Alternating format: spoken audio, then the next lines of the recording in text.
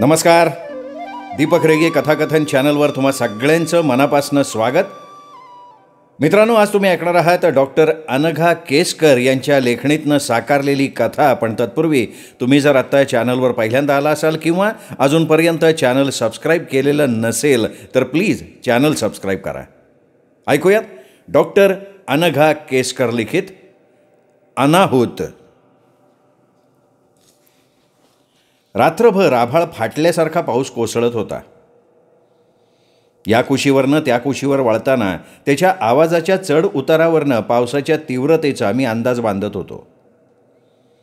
बाहेर पावसाचं तांडव चाललेलं असताना घराच्या उभेत चादरीत स्वतःला लपेटून घेऊन पडून राहायला मला फार आवडतं. 7चे टोल ऐकले आणि पांघरुणातनं नाईलाजानं बाहेर पडलो.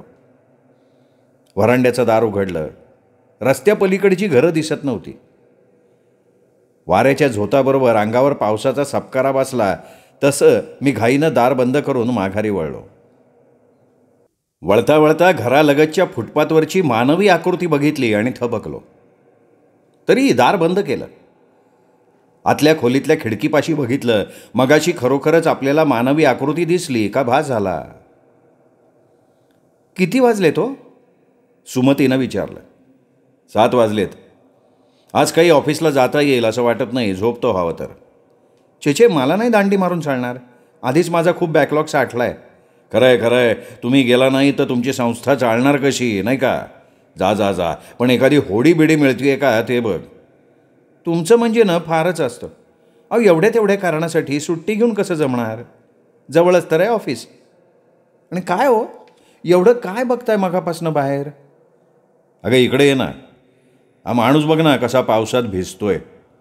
काय एकेकाची आवड असते, नाही का? मी उभा होतो तिथे चहाचे कप घेऊन सुमती आली. पूर्वीनं मला आणि प्रचितीला पावसात मनसोक्त भिजायला खूप आवडायचं. आम्ही मुद्दाम काहीतरी निमित्त काढून बाहेर जायचो आणि भिजून येऊन आईची बोलणी खायचो. पुण्याला वळवाच्या पावसात गारा पडताना गोळा करून खायला इतकी मजा वाटायची. डोक्यावर पाठीवर तडातड मार बसायचा गारांचा, तरी जायचं. रस्त्यावरच्या त्या रसिक महाभागाकडे बघत सुमती आपल्या भूतकाळात जाऊन पोचली. मी फक्त खांदे उडवले आणि दैनंदिन कार्यक्रमाकडे वळलो. ऑफिसमध्ये जाताच येणार नाही या सबबीवर सुट्टी घ्यायच्या मूडमध्ये मी असताना पावसाचा जोर कमी झाला. रस्त्यावरची वर्दळ वाहतूक हळूहळू सुरू झाली. फुटपाथवरचं पाणीसुद्धा थोडं ओसरलं. एव्हाना सुमतीनं मुलांना उठवलं होतं आणि सगळ्यांनी आंघोळीचे नंबर लावून टाकलेले होते. शिरीष बिनतक्रार शाळेत जायच्या तयारीला लागला होता. नाहीतरी 10वीचं वर्ष म्हटल्यावर जादा सिन्सिअरिटी दाखवणं भाग होतं. रमाला तिच्या मैत्रिणीकडे मुलुंडला जायचं होतं प्रोजेक्टच्या कामासाठी. एकटा मीच संडे का संडेच्या मूडमध्ये होतो. पण मूड बीड गुंडाळून ठेवून मी सुद्धा आवरायला लागलो. आई, मी जाते ग. ब्रेडची स्लाईस कशीबशी संपवत बाहेर पडताना रमाचा निरोप समारंभ. शिरीष त्याचा आटोपून उभ्या उभ्या ब्रेकफास्ट करून पळाला. अहो, तुमची आंघोळ झाल्यावर तेवढे कपडे भिजवून ठेवाल का? दाराचा धाड दिशी आवाज. हो हो, जा तू. या माझ्या उत्तराची वाटही न बघता सुमतीही गेली होती. सगळ्यात शेवटी बाहेर पडणारा मी. माझा आवरून मी बाहेर पडतो केव्हा याची वाट बघत दबा धरून बसलेला पाऊस पुन्हा जोरजोरानं पडायला लागला होता. स्टेशनपर्यंत पोहोचेतो गुडघ्यापर्यंत पाणी साठलं. तसाच मागे फिरलो. पोहत पोहत ऑफिसला जायची माझी इच्छा नव्हती. परळला पाणी गळ्यापर्यंत आलं असेल मी पोहोचेपर्यंत.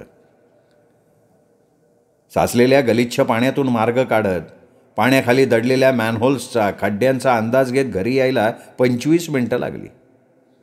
घर दिसलं आणि हुश्य झालं. पोस्टाच्या पेटीपाशी सकाळचा तो इसम अजूनही अंगावर जलधारा झेलत उभा होता. स्वतःच्याच विचारात हरवल्यासारखा, नाहीतर कोणाची तरी वाट बघत असल्यासारखा.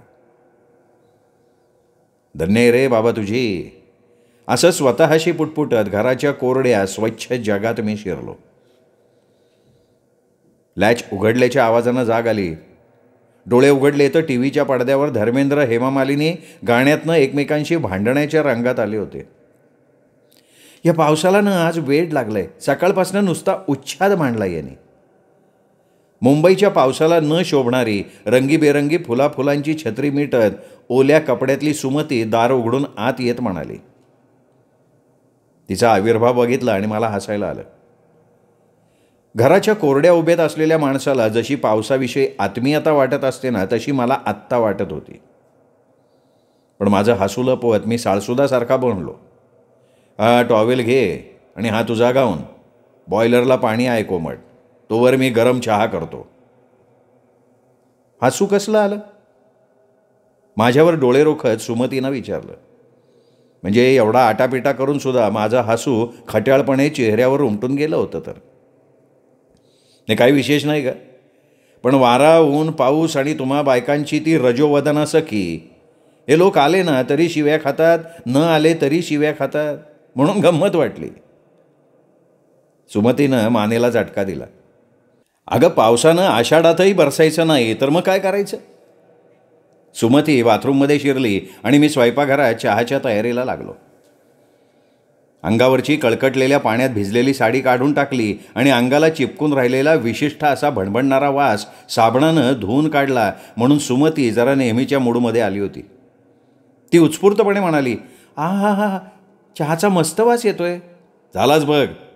चहा गाळत मी म्हणालो, मुलं आली घरी? अगं शिरीष मगाशीच आलाय. कपडे बदलून दूध आणि टोस्ट खाऊन शेजारच्या निखिलकडे गेलाय. कसा आला? कसा येणार? आला पाणी तुडवत, पुस्तकं वाचवत. रमाचा मात्र अजून पत्ता नाही. कुठे अडकून पडली आहे कोण जाणे. चहाचा मग माझ्या हातातून घेत नाकाजवळ नेऊन हुंगत सुमती म्हणाली, अमृत. बोल वत्सा, तुला काय हवाय तो वर माग. तुला अर्ध्या जगाचं राज्य हवंय का गुल ए बकावलीचं फूल हवंय? मी तुझ्यावर प्रसन्न आहे. देवी, तुर्त आपलं हास्य मला पुरेसं आहे. मला जे हवं ते मी नंतर योग्य वेळी मागून घेईन. हां, नाटकी अदबीनं मी तिच्या नाटकात सामील झालो. चहाचे 2 घोट घेतले आणि मला त्या भिजणाऱ्या माणसाची आठवण झाली.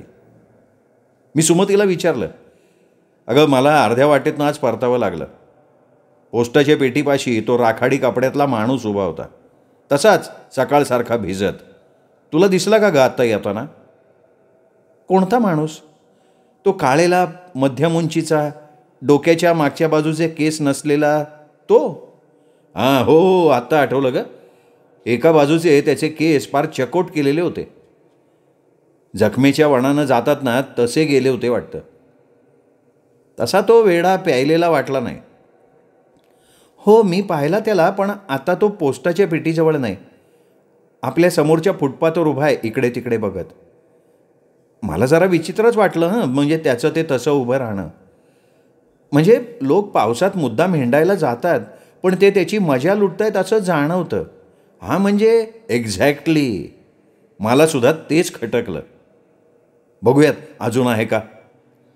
आम्ही दोघं वरांड्यात आलो. पावसाची झड तिथेही लागत होती. पुन्हा भिजायची आमची दोघांची इच्छा नव्हती. तरी त्याला शोधायला आम्ही तिथेच थांबलो. कसलाही आडोसा न शोधता, असलेला आडोसा दुर्लक्षून हा आपला शांत उभा होता. स्वतःशी काहीतरी बोलत असल्यासारख्या त्याच्या हातांच्या हालचाली सुरू होत्या, पण चेहरा निर्विकार होता. पावसाचा जोर वाढला तसं आम्ही वरांड्याचं दार लोटून आत आलो. का उभा असेल होतो असा? सुमतीने मला विचारलं. काय माहिती. हां, कदाचित पाणी सांडपाणी व्यवस्थावाला असेल. काहीतरी इमर्जन्सी काम असेल आणि कामवाली टीम येण्याच्या प्रतीक्षेत असेल. एकदा भिजलं की ओलं न होण्यासाठी धडपडायची आवश्यकता संपते ना. मला स्वतःलाही न पटणारं असं उत्तर जरी मी देऊन टाकलं तरीही बेचैन वाटत होतं. इतक्यात शिरी शेजारच्या निखिलला घेऊन आला आणि तो विषय तात्पुरता तिथेच थांबला. बाकी काहीच करण्यासारखं नव्हतं, म्हणून मग आम्ही कॅरमचा डाव मांडला. आम्ही सगळे म्हटलं तर डावात रमलो होतो, पण रमा अजून आलेली नाही ही सुमतीची भुणभुण चालू होती. 1.5 तास खेळ चालला होता. निखिलला घरनं बोलावणं आलं तसा तो गेला. संध्याकाळच्या स्वयंपाकाच्या तयारीला सुमिता लागली आणि मी स्टार टी व्हीवरची मॅच लावून बसलो. अजून रमा आलेली नाही. निदान फोन तरी नाही का करायचा तिने? पावसाच्या वाढत्या जोराकडे हवालदिलपणे बघत सुमती 10व्यांदा तरी हे वाक्य म्हणाली असेल. आता हे बोलून काही उपयोग आहे का? सकाळी तुम्हाला दोघींनाही बजावलं होतं, पण दोघी एक से एक बडकर हट्टी. आजच मुलुंडला जायचं नडलं होतं का? माझा तरी मी सांगत होतो हा सूर ऐकून नेहमीप्रमाणे सुमतीला राग आला असावा, पण आज खरोखरच माझ्या बोलण्याकडे लक्ष न देता रमा गेली होती. त्यामुळे माझ्या शेऱ्यावर रागवायचा तिला हक्कच नव्हता. सुमतीनं त्यावेळी रमालाच टेकू दिला होता. नेमका त्यावेळी शिरीष काहीतरी बोलला आणि सुमतीच्या आयत्याच हातात सापडला. सुमतीच्या आणि माझ्या संभाषणाची जराही दखल न घेता शिरीष बोलून गेला, आई, अगं तो माणूस बघ ना, अजून पावसात भिजतोय. इकडे बहीण पावसा पाण्यात अडकली आहे. तिचा कुठून फोन आलेला नाही, पण ह्याला त्याचं काही आहे का? छंदिष्टासारखं उगाच त्या माणसाचं नुसतं तुणतुणं घेऊन बसलाय. अहो बाबा, खरंच की बघा ना, सकाळी मी आलो तेव्हा हा तिकडे उभा होता. रस्त्यावर पावसामुळे सगळ्यांची धावपळ चाललेली, हा मात्र उभा शांतपणे. पाऊस पडतोय याचं भानच नसल्यासारखा. बरं, मग आता आपण काय करणार? जो तो आपापल्या मर्जीप्रमाणे वागायला मुखत्यार आहे. हे माझं लेकी बोले सुने लागे बोलणं ऐकून न ऐकल्यासारखं करत सुमती घरात गेली. मी उठलो आणि शिरीष उभा होता त्याच्या शेजारी उभा राहिलो. मुंबईत गारवा कधी नसतो, तरी पावसाचा शिडकावा आणि वाऱ्याचा झोत अंगावर आला तशी अंगावर शिरशिरी आली. बाबा, तो बघा कसा उभा आहे. थंडीनी थरथरतोय रे. दुसरं काय होणार, सकाळपासनं भिजतोय. आमचं त्याच्याविषयीचं बोलणं चालू होतं. एवढ्यात तो चक्क मांडी घालून फुटपाथवर साठलेल्या पाण्यातच बसला. त्याला जरा आत आणून आपल्या जिन्यात तरी बसवूयात का हो बाबा? हरकत नाही, पाऊस थांबला की जाईल तो. निदान पाऊस वाऱ्यापासून वाचेल रे. माझ्या अनुमतीचाच अवकाश शिरीष छत्री घेऊन धावत खाली गेला. त्या माणसाशी शिरीष काहीतरी बोलतोय एवढंच मला दिसत होतं. काय बोलतायत हे ऐकू येत नव्हतं, पण खूप काहीतरी समजून सांगावं तसं शिरीष त्याला सांगत होता. तो माणूस ऐकत होता. शेवटी मी खाली जायचं ठरवलं. एवढ्यात शिरीषनं त्या माणसाला हाताला धरून उठवलं आणि घराच्या दिशेनं यायला निघाला. सुमती, चहा करतेस का गं थोडा? मी आत येत विचारलं. आत्ता यावेळेला चहा? अगं आपल्यालाही कर आणि त्यालाही कर थोडा. त्याला? न कळून सुमतीनं विचारलं. त्याच क्षणी शिरीष घरात शिरला आणि म्हणाला, बाबा, त्याला बोललेलं काही कळतच नाही आहे. मी जिन्यात आणून बस म्हणून बसवलं तेव्हा मात्र बसला. अच्छा अच्छा, त्याला चहा होय, बरं करते हां, सुमती म्हणाली. मी आतल्या खोलीतल्या कपाटातनं जुना टॉवेल आणि शिरीषचा जुना टी-शर्ट खांद्यावर लटकवून आमच्या त्या अवचित पाहुण्याचं आदरातिथ्य करायला निघालो. माझ्या पाठोपाठ शिरीषही आला. त्याला चहा दिला. चहा पी असं सांगायची गरजच पडली नाही. फुर्र फुर्र करत त्याने तो लगेच प्यायला. पण टॉवेलनं अंग पूस आणि कपडे बदल हे सांगताना नाके नऊ आले आमच्या. आता सुमती आली होती मदतीला. मायबोली, राष्ट्रबोली आणि देहबोली या सगळ्याचा आधार घेत कसंबसं त्याला समजावलं. शेवटी त्याच्या मर्जीवर सगळं सोडून आम्ही घरात आलो. संध्याकाळी कामवाली सोनाबाई आली. तिच्या झोपडीत पाणी शिरलं की तिला नेहमीच उशीर व्हायचा. तिला दार उघडायला सुमती गेली तर घरासमोरच्या लँडिंगमध्ये हा येऊन बसला होता. अंगात शिरीषचा शर्ट होता. यो कोण बसलाय बघा, विचारलं तर बोल बी ना. अगं बाई, हा इथे आलाय होय, सुमती उद्गारली. मग कितीतरी वेळ त्या दोघी त्याच्याविषयी, पावसाच्या लहरीविषयी, रेल्वेच्या विस्कळीत झालेल्या वाहतुकीविषयी बोलत राहिल्या. आणि पुन्हा एकदा ह्या कार्टीनं फोन तरी करायचा नाही का, या रमाविषयीच्या उद्गारानं काथ्याकूट संपला. अहो बाई, फोन चालू नाही, वरच्या बाई सांगत होत्या. सोनाबाईनं माहिती पुरवली. अगं बाई, तरीच मगासपासून एक तरी फोन आलाय का आपल्याला? नाही तर ती तशी करणारच नाही हो. सुमतीचं अखेर समाधान झालं होतं. जेवायची वेळ आली. जेवायला बसण्यापूर्वी एका काचेच्या बशीत पोळी भाजी आणि फुटक्या कपात पाणी घेऊन भुकेला असेल बिचारा जीव असं एकमेकांना समजावत आम्ही त्याच्यापुढे अन्न नेऊन ठेवलं. तो हसला. हे सगळं आम्ही फारसा विचार न करता केवळ माणुसकी पोटी सहज वाटलं म्हणून करत होतो. पण त्यावेळी आमच्या लक्षात एक गोष्ट आलीच नाही. ती अशी की पाऊस थांबल्यानंतर आता तू जा हे आम्ही त्याला कसं सांगणार. ते त्याचं त्याला कळणार नाही हेही आमच्या गावी नव्हतं. एवढंच नाही तर खाण्यापिण्याचं नैसर्गिक क्रियाकर्म त्यानं कसं केलं तर इतरही नैसर्गिक क्रियाकर्म थांबणार नाहीत हे सुद्धा आम्ही लक्षात घेतलेलं नव्हतं. सकाळी सकाळी वरच्या मजल्यावरच्या कारखानिसांचा आरडाओरडा ऐकू आला. पटापटा आजूबाजूची बिराडं बाहेर आली आणि गलकाच वाढला. आम्हीही डोकावलं. पाहिलं तर जिन्यात घाण. आमच्या दारासमोर तो आपला मुटकुळं करून बसलेला भेदरलेल्या चेहऱ्यानं. हा कोण, इथे कसा आला याची चर्चा चालू झाली आणि आम्ही त्यातला आमचा वाटा कबूल करून टाकला. त्याला आम्ही इथून घालवणार कसे असा प्रश्नही शेजाऱ्यांनी उपस्थित केला. त्यांचं काहीच चुकलं नाही. उगीच कसली तरी गैरसोय कोणी का सहन करावी. पण त्याला जेव्हा मारायला काठी घेऊन मेहतांचा गडी आला तेव्हा मात्र आम्हाला बघवेना. तोही केविलवाण्या आवाजात ओरडताना आमच्याकडे बघत होता, पण उठायचं मात्र नाव नाही. हे बघा, आम्ही बघतो त्याचं काय करायचं ते. आज संध्याकाळपर्यंत त्याला घालवता येत ना. आमच्याच हातून गुन्हा झाल्याप्रमाणे मी म्हणालो. माणुसकी म्हणून कुठल्या हद्दीपर्यंत पुढं जायचं याची प्रत्येकाचीच काही मोजमापं असतात. तिथपर्यंतच जायची आपली तयारी असते. कदाचित आमची मापं इतरांपेक्षा थोडी मोठी असावीत, पण म्हणून त्यांच्यावर रागवायचा आम्हाला हक्क नव्हता. शिवाय आमच्याही मर्यादेच्या टोकापर्यंत आता आम्ही येऊन पोचलो होतो. ही नसती ब्याद उगाचच आपण गळ्यात अडकून घेतली आहे हे आमच्या चांगलंच लक्षात आलं होतं. तरीही त्या वेड्या भाबड्या माणसावर हात उगारायला आमचा जीवच होत नव्हता. जास्त चर्चा न करता किळस बाजूला सरून मी आणि सुमतीनं तिथली घाण साफ केली. घरातनं स्ट्रॉंग फिनेल आणून जिना धुतला आणि त्याला तिथून उठवून खाली जिन्यातच नेऊन बसवला. आमची तिघांची विचारचक्र आता वेगात फिरत होती. काहीतरी करून आता या माणसापासून आम्हाला स्वतःची सुटका करून घ्यायची होती. अहो, आपण असं करूया का? काय करूया? ह्याला आपण पोलीस स्टेशनवर नेऊन सोडूया.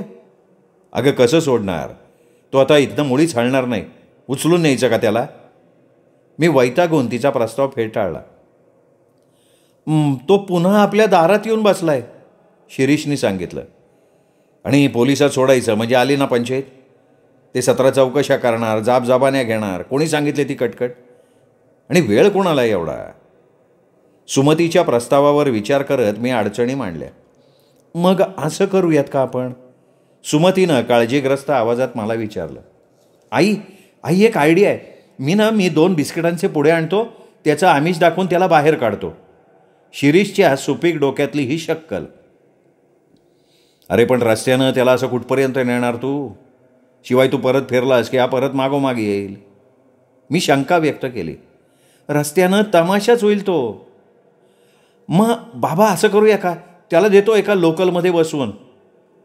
अरे इथे शहाण्या माणसाला सकाळच्या वेळी लोकलमध्ये चढवता येणं मुश्किल, ह्याला कसं चढवणार? शिवाय स्टेशनपर्यंत सगळी वरात जायची कशी? शेवटी मी म्हणालो की सुमती, मी असं करतो, ऑफिसमध्ये जाताना टॅक्सी करतो. शिरीष म्हणाला, तसं बिस्किटं दाखवून त्याला टॅक्सीत बसवू, वाटेत देतो सोडून कुठेतरी. हे असं काहीतरी करायला, त्याला बेवारशी सोडायला जीवावर येत होतं. पण शेवटी आमच्याही मर्यादा होत्या माणुसकी दाखवण्याच्या. काय करणार, इलाजच नाही अशी मनाची समजूत घालून तिघांनीही या बेताला संमती दिली.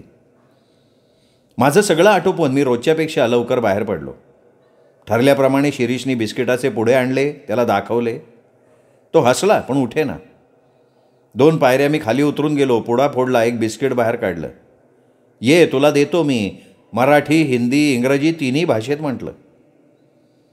एखाद्या कुत्र्या मांजराला जसं बिस्किट दाखवून ठराविक जागी न्यावं तसं त्याला न्यायला लागलो. शिरीष कोपऱ्यावरनं टॅक्सी घेऊन आला. मी टॅक्सीत मागच्या सीटवर बसलो, तोही माझ्या मागून येऊन सीटवर शेजारी बसला. बाबा, आता तुम्ही त्या दारानं उतरा, पुढे बसा. शिरीषची बहुमोल सूचना मी तात्काळ पाळली. एव्हाना टॅक्सी ड्रायव्हरला कसला तरी संशय यायला लागला होता. साहेब, हा काय प्रकार आहे? मी नाही नेणारा तुम्हाला. हे बघा, विशेष काही प्रकार नाही आहे, तुम्हाला वाटेत सांगतो सगळं, प्लीज नाही म्हणू नका. कसा बसा तो आत आलाय, आता चला तुम्ही. कुठं घ्यायची गाडी? त्याने जरा गुस्स्यातच विचारलं. परळच्या बाजूनं घ्या पुढे. गाडी सुरू झाल्यावर ड्रायव्हरला कालपासूनचं रामायण सांगितलं. तो भला माणूस होता. माझी सद्भावना त्याला कळली, तशी माझी झालेली गोचीही त्याच्या लक्षात आली. त्याच्याशी बोलत असताना मला नामी कल्पना सुचली. मी ड्रायव्हरला विचारलं, मीटरप्रमाणे बिल किती झालं आहे आत्ता? 16 रुपये झालं का? हे बघा, मी तुम्हाला 50 रुपये देतो. मी इथेच उतरतो.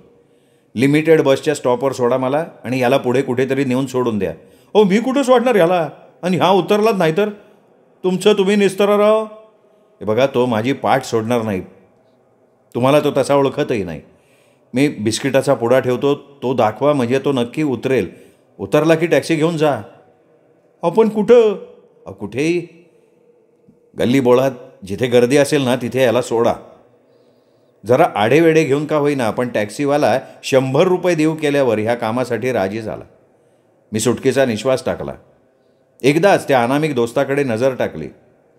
मनात आलेली अपराधीपणाची भावना आत दडपून टाकली आणि चटकन टॅक्सीतनं उतरून वाघ पाठीमागे लागल्याप्रमाणे स्टॉपकडे पळत सुटलो.